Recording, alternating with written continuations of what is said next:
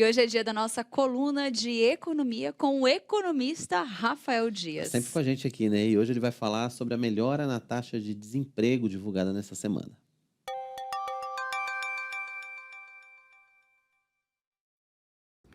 Olá, comunidade de mordomos! Como estão as coisas por aí? Sigo rogando ao Pai que Ele esteja ao nosso lado, pois a situação econômica do nosso país passa por momentos bem conturbados.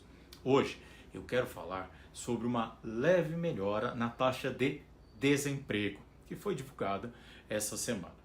Bom, nós tínhamos em março deste ano uma taxa de desemprego de 15,1%. E agora em julho ela caiu para 13,7%. Mas, apesar da melhora recente de mercado, o quadro ainda é bem desafiador. O Instituto de Pesquisas Aplicadas, o IPEA, fez um estudo que falou que o aumento da recuperação da população ocupada nesses últimos meses é muito bom, mas ainda aponta que o desemprego, a subocupação e a informalidade estão em patamares elevados. Inclusive, a tendência ainda é de alta no que a gente chama da informalidade econômica. No resultado, tirando o efeito sazonal, a taxa de desemprego em junho foi de 13,8%, a mais baixa desde maio de 2020.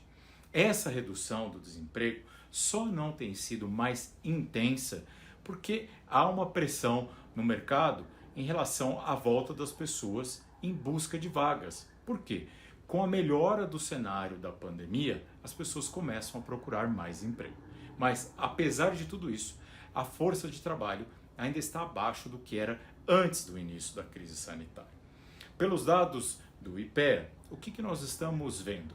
A força de trabalho no país era cerca de 103 milhões de pessoas em junho de 2021, ou seja, cerca de 3 milhões a menos do que em fevereiro deste ano, que era de 103 milhões. Esse movimento de recomposição da força de trabalho deve continuar nos próximos meses, ainda que em menor intensidade e puxado pelo controle da pandemia e, claro, pelo fim do auxílio emergencial previsto para o próximo mês. Com isso, o aumento da ocupação pode não ser tão forte ou suficientemente forte para absorver os atuais problemas que nós temos aqui no nosso país. O IPEA disse que a expansão dessa ocupação poderá não ser suficientemente forte para reduzir o contingente de pessoas sem emprego, o que tem de manter aí a nossa taxa de desemprego ainda em patamares elevados, ao menos no curto prazo. O que a gente pode falar?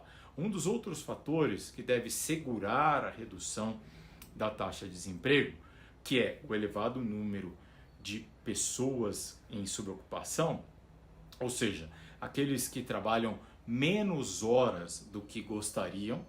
Isso porque há uma possibilidade de, antes de abrir uma nova vaga, estender a jornada de trabalho para essas pessoas que não estão trabalhando na sua capacidade máxima de horas por dia. Na avaliação do IPEA, a reação recente na ocupação tem ajudado realmente a reduzir o desalento, que é quando o trabalhador desiste de procurar trabalho, por considerar que não tem chances de realmente conseguir um novo emprego. O contingente e os desalentados recuou num nível recorde de 6 milhões de trabalhadores no primeiro semestre de 2021. Então as pessoas realmente estão tendo um pouco mais de esperança.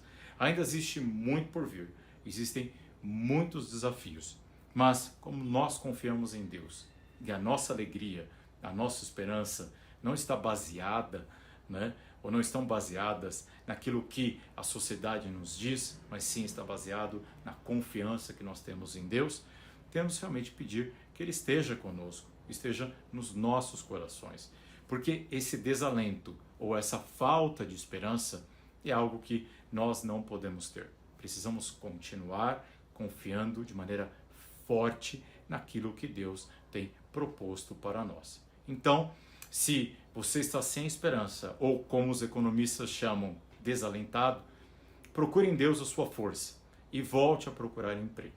Com certeza, nos próximos meses, as coisas ainda vão melhorar um pouco, mas sem dúvida nenhuma, não nos níveis que nós gostaríamos que acontecesse.